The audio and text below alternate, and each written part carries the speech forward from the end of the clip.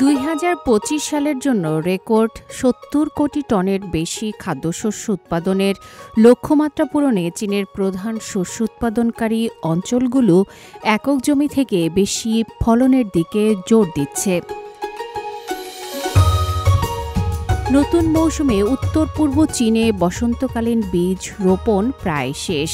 বেশিরভাগ জমিতে মাটির আর্দ্রতা পর্যাপ্ত এবং চারা গজানো শুরু করেছে।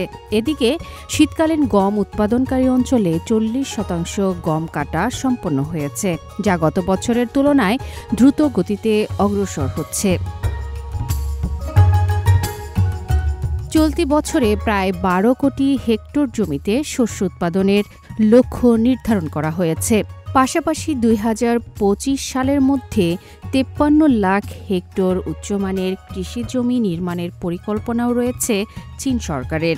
আর এই পদক্ষেপগুলোর লক্ষ্য হল কৃষকদের শস্য চাষে আরও উৎসাহিত করা।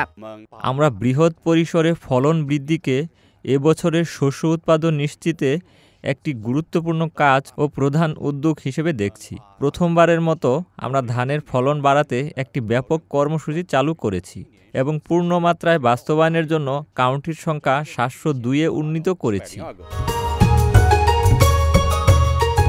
সরকার ধান, গম, ভুট্টা, সয়াবিন ও সরিষার উপর গুরুত্ব দিয়ে ৬টি মূল খাতে প্রযুক্তি উন্নয়ন, পরীক্ষা ও প্রসারে জোর দিচ্ছে।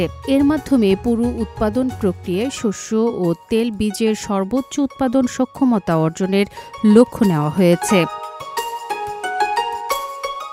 আফরিন মিম, CMG বাংলা।